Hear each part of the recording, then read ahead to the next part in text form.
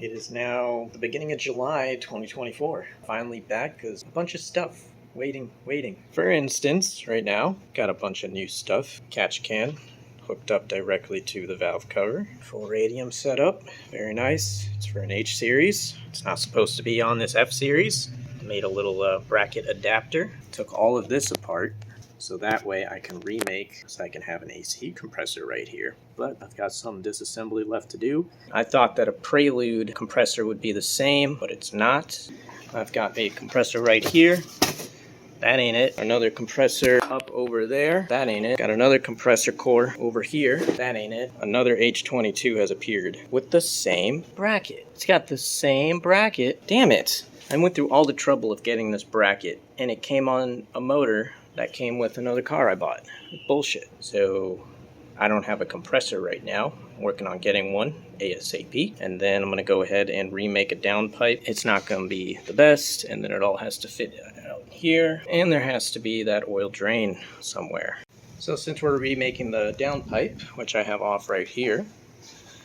So this part, I'm just going to cut somewhere here or something to keep this angle, because all of this is getting replaced.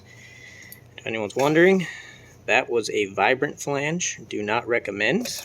What I recommend instead, Joey at CustomFabShop.com. If you need any sort of exhaust flange, turbo related or not, an OEM replacement or something so you can build your own downpipe, available on his website, or he can probably make it for you custom. This is amazing. The 2.5-inch stainless just pops right into this bevel. Real beefy piece. This is mild. The vibrant was also mild. The vibrant sucked. The holes didn't line up correctly. This one lines up perfectly.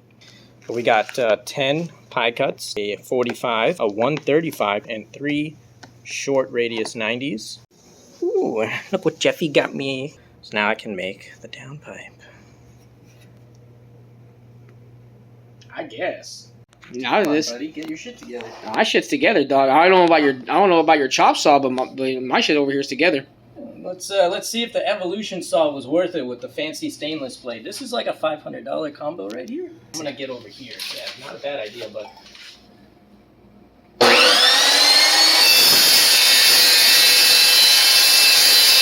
Oh my god, did you see that cut? That thing is going, dude. Did you see any flames coming out? It's all chips.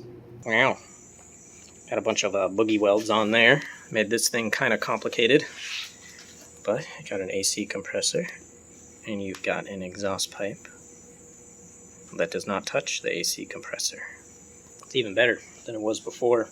I do have to get a little bit longer belt because I realized I could flip that up some more. And then this pipe here. That is going to be the eventual wastegate pipe. I thought I was going to recirculate it in this area on this pipe. It's not the best idea, but now that I see that there's enough room for this pipe to come through here somewhat, but the 1 3/4 is definitely too big, so this will just go straight to the ground. And this, as far as I got, it's just tacked on, and then that's part of the original pipe. That does not line up with this at all. So now I got to order more stuff to finish this out, which means more waiting. Yay. And on top of that, the main reason I'm getting the 1.5-inch pipe, because I was definitely going to use the 1 3/4. I didn't really care. It would just been way more fun. But decided that this downpipe needs to actually have a V-band, because how this pipe comes out, it needs to rotate a little bit to fit out from there, because it's just a fucking curlicue now. So it doesn't just come out straight like the original one did, like that, which didn't even need a V-band, to be honest with you. I just don't want to use a V-band, because if you notice, 5-bolt flange, no leak. V-band, leak. Then again, it was my fault, because it's on the car like that.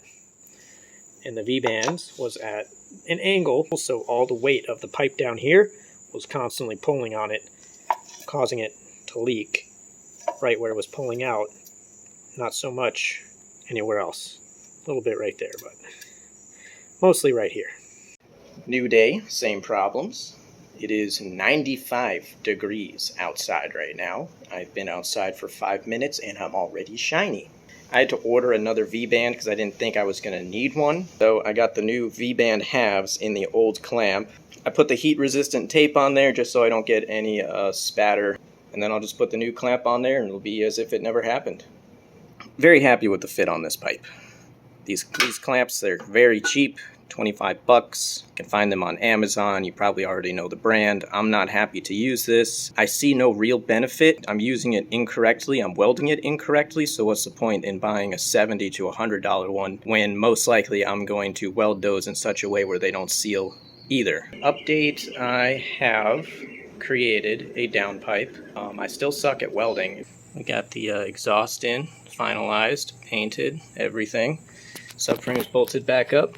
I think that pipe, it does sit about a ½ inch lower than the oil pan. So that's pretty nice. So now the next thing I got to do is figure out how I'm going to put an oil drain in here. So yeah, let me use my brain real quick. Okay, so I got the oil drain routed in here. I am a little bit worried. That's the subframe. That's not connected to the engine. This drain is connected to the engine. The engine will rotate a little bit. But it does have enough room to push up. It's just hitting the AC compressor bracket back there, but it does not touch the exhaust at all. Very lucky that that bend just happened. And then I still have all the room behind here to do my wastegate pipe. So I did the thing. I made this pipe, and it doesn't fit out of there, so that's okay. I figured out how to get it in and out barely. So yeah, we have a wastegate pipe. That's 4 pie cuts. I love MIG welders. Got a wastegate pipe, which is connected to nothing except for this. Doesn't touch anything. Real nice. Got our turbo blanket on. Just wanted to make sure that that fit. And our downpipe and our wastegate pipe that I tried to heat up to bend out of the way, but instead put the spacer up top, but it doesn't touch. And I got plenty of room because I know that this line comes out at an angle instead of just straight out. Plenty of room there to get that. I am very pleased with how this turned out. It might not look the best. It's definitely rough. I, of course, MIG welded this whole thing together, so I don't really care at all. But here it is. It is complete. Even put the belt on the alternator. And of course, the belt is going around everything, so everything's good.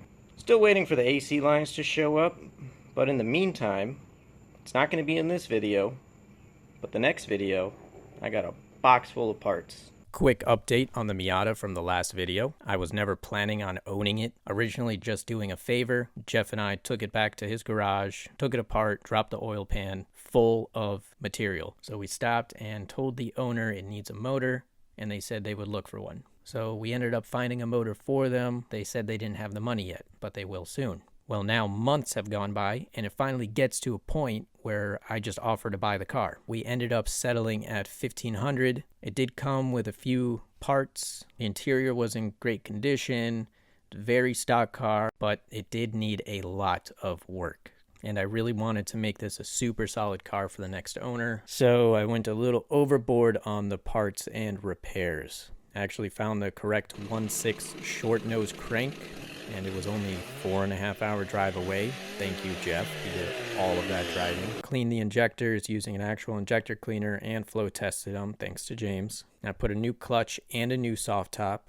The soft top is actually pretty easy to change out. It also sandblasted and powder coated the Work XT7 wheels a nice dark bronze, and the valve cover made that a nice wrinkle red. Got the AC working, so everything in this car was functional, and I think the car cleaned up really nicely at the end, especially the engine bay. It still had bad paint and the black fender, but luckily the new owner didn't mind. Ended up selling it for $4,800, making a nice little $1,200 profit after all the parts.